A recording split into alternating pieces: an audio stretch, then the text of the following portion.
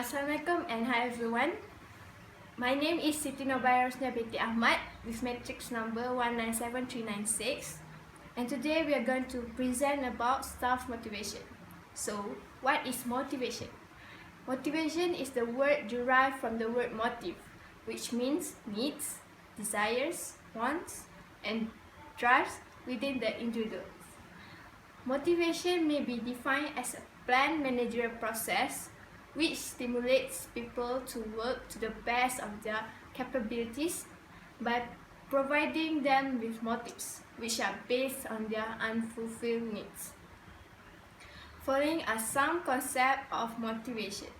The first one, motivation is a personal and internal feeling, which is a psychological phenomenon which generates within an individual.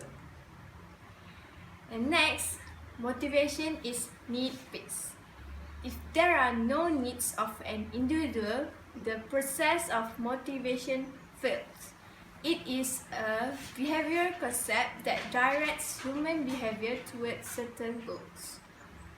Next, motivation is a continuous process because humans' wants are unlimited. Therefore, motivation is an ongoing process. Motivation may be positive or negative. A positive motivation promotes incentive to people, while a negative motivation threatens the enforcement of these incentives. And last but not least, motivation is a planned process. People differ in their approach to respond to the process of motivation, as no two individuals could be motivated in an exactly similar manner. So that's all from me. Assalamualaikum and hi. My name is FADHILA binti KAMAN and my matrix number is 198511. So today I will be presenting on the importance of the staff motivation. First of all, the importance of staff motivation is divided into two, which are the importance to the employee and the importance to the company. Firstly, the importance of staff motivation to the employee is it can improve the employee efficiency. How employee efficiency can be improved? Okay, when employees are motivated in their workplace, they will give and put their best effort in doing the tasks assigned to them. Not only that, they will also work at their maximum pace, and motivated staff doesn't mind in spending more time working as long as they can produce high quality output. For them, what matters most is the result of their work after performing work at the maximum peak level. Secondly, the importance of staff motivation to the employee is it can improve employee satisfaction. Employees who feel motivated in their workplace are mostly feel positive with what happens around them. Positive environment can improve the relationship between superior and subordinates. When the employees get their needs satisfied or get the recognition and respect in the organization, then they always offer a supportive hand to the superiors. This can strengthen the bond between the people in the workplace and also build high team spirit within the organization. Workers who are satisfied in their working also can reduce the absenteeism and turnover rate. Instead of feeling lazy to go to work, they are actually feels very excited when working and decided to work in the area for a long time because they feel comfortable working with the surrounding. And the last importance of staff motivation to the employees is it allows their employee development. Every workers must have their own personal goal that they want to achieve. Motivation in their workplace can prepare their employees with the path that they can take in developing their career. It not only prepare but also facilitate the worker reaching their personal goals. For example, motivation by giving the guideline to the employee on how to achieve their career goals in the organization and continue working at a higher level. So next, let's move on to the importance of staff motivation to the company. Besides employees, staff motivation is also important to the company as it allows the company to meet and achieve the company's goal. As we said earlier, motivated staff will contribute their best effort for the realization of organization goal. They will give their maximum performance in working to produce good outcome.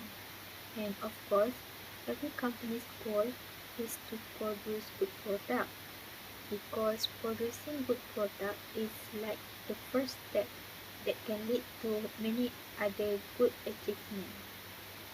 Secondly, the importance of staff motivation to the company is it can increase the productivity and allows higher level of output. Motivated staff work faster than unmotivated staff, but at the same time, they produce the quality of the product at the same level. Higher productivity can increase the competition among the organization, and at the same time, it also can increase the company revenue. And lastly, importance of staff motivation to the company is it can bring good reputation to the company. Workers who are motivated and satisfied with their workplace will spread good word about their workplace, and this can bring good assumption from the outsiders about the company. And at the same time, it also will make other people have the desire to want to work with the company, and it also can make the recruitment more easier as there will be more potential workers interested in joining the company. That's all on the importance of staff motivation. Thank you. Okay, first of all, before I proceed to my presentation, I would like to introduce myself. My name is NURUL ZAHIR. So for today, I will present to you guys about incentive, which is one of the way to motivate staff. So in incentive, there are two types of incentive, which is the first one is financial incentive, and the other one is non-financial incentive. Okay, financial. First of all, I would like to explain about financial incentive. Okay, in financial incentive is in the form of money, which is the employee will will award to staff in type of money in whenever they do their work or they have some achievement in doing their task or whatsoever. So in financial, many people think in financial incentive there are only bonus or commission, but there are many types. As you can see on the screen, I listed 5 of them, which is first bonus, second profit sharing, third retirement benefits, and the fourth one is allowance, and five is commission. I think most of you is not familiar for the profit sharing. Okay, I will explain about the profit sharing. Profit sharing is where maybe like there are some company where they will share the profit that they gain. For example, by the end of the year to the staff. Let's say by the company A gain about 1 million of profit at the end of the year. So they will divide those profit and give it to the staff, including all the higher ups. And for retirement benefits, as we all know, there will be include like like pensions. So it will by having these kinds of benefit incentive, it will make staff more motivate to do their work. Next, non-financial incentive. Non-financial incentive is obviously is not in the form of money, and the employee will give the incentive in order for them to motivate the staff self-esteem, for example, and their self-confidence. And the few example of non-financial incentive like delegation of authority, paid vacations, good leadership, appreciation and recognition, and lastly, job security. Okay, for paid vacation, it's not like they give money. Just like in case the staff need to take leave, the company will their salary their salary won't be deducted, and so they can um have their holiday or and rest at peace.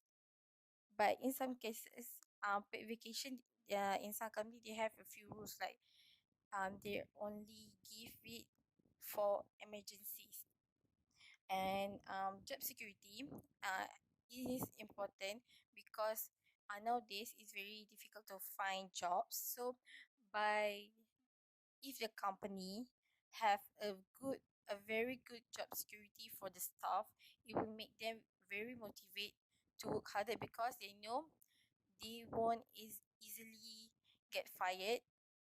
And for appreciation and recognition, there is some cases where the staff feel demotivated to do their work because they won't get recognition for all the stuff they do for the company, and instead the higher ups only. So by giving their recognition, they will feel very excited to contribute to the company, and it will increase their job performance at the same time. That's all for me. Thank you. Assalamualaikum and hi to everyone. My name is SALIHAH BINTI min ATHAHA and my metric number is 198291. Today I am going to proceed with my part, which is the supervisor roles to motivate staff. So my first point is the supervisor needs to provide a vision and purpose. This means that supervisor need to create an inspiring visions of the future that will also give the team a purpose, which is something to look forward to and something to work toward. However, the supervisor need to make sure that the vision that he is creating will be achievable and realistic for the staff to work toward it. The supervisor can use his personal stories and anecdotes that can help to explain the vision and to inspire the team members. It will make the vision more relatable so that the employees will feel more motivated. My second point is the supervisor need to lead the employees by example. This is because one of the most powerful motivational tactics that can be used by the supervisor is to lead by example. The supervisor needs to show that he is working hard, showing professional integrity, and having a can-do attitude. That is because all of that qualities will have a positive effect on the team members. If the team members realize that the supervisor value all the time and effort that they have put into their work, it will, and if the supervisor also demonstrate the same action and values that he expect from the team members, it will help to inspire the team members to do the same things toward the supervisor. My next point is to be optimistic and positive. This is because having a positive attitude and an optimist outlook, even when times are tough, can help to inspire the team members to have the same attitude and outlook as the supervisor in order to continue to work harder. By remaining positive, we show to the team members that it is not the end of the world when something go wrong into their work. And it will also help to keep the employees to focus on a greater picture instead of focusing on the problems that has occurred. My next point is the supervisor need to give praise and rewards. This is because we already know that this is one of the best way to inspire and motivate the team to work harder. When the supervisor praise one person in front of the others, it will encourage the person to work harder and to perform better. And simultaneously, it will also motivate the others to work harder in order for them to be praised by the supervisors too. When a reward is linked to the performance, people will work even harder and be more committed to their tasks in order for them to win the reward. My next point is the supervisor need to communicate with the teams.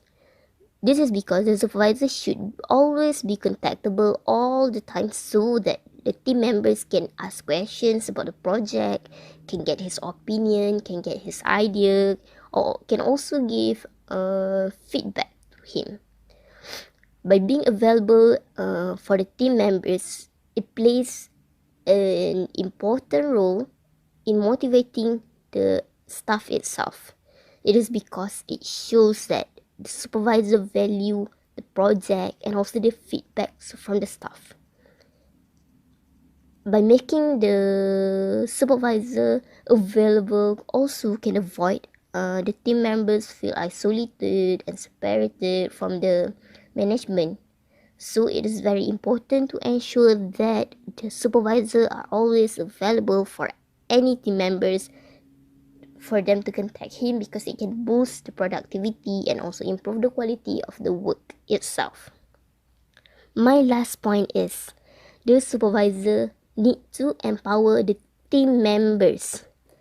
This is because when the supervisor gives the team members the power of authority to do something with a complete control, this can help to motivate the employee to complete their work. The supervisor can also keep motivating the team members to work hard and bring out the best of them by offering a constructive feedback. This will result in an empowered, happier, and more productive team members. So, all of the qualities that I have mentioned earlier are essential in making a supervisor an effective supervisor. It is all the roles that need to be played by the supervisor in order to motivate the team members. In order to be a quality supervisor, the person must devote himself to the employees' motivation, because the employees are the lifeblood of any company. Those workers will not perform well if they do not feel motivated. That is why we need to keep on motivating the staffs. So that is all from me. Thank you. Hello everyone, is the fifth part about motivation theory and applied it in our workplace. For this part, I will introduce you a motivation theory called Maslow's hierarchy of needs. This theory explains that everyone is motivated and satisfied by five basic needs. These needs are arranged in hierarchy, and we satisfy the low level first. The low level of needs involves physiological needs, belongings, and safety needs. When we match the low level of needs in our workplace, we will pursue the higher level of needs. until we have met all the 5 basic needs. And there are 5 basic needs in Maslow's hierarchy of needs.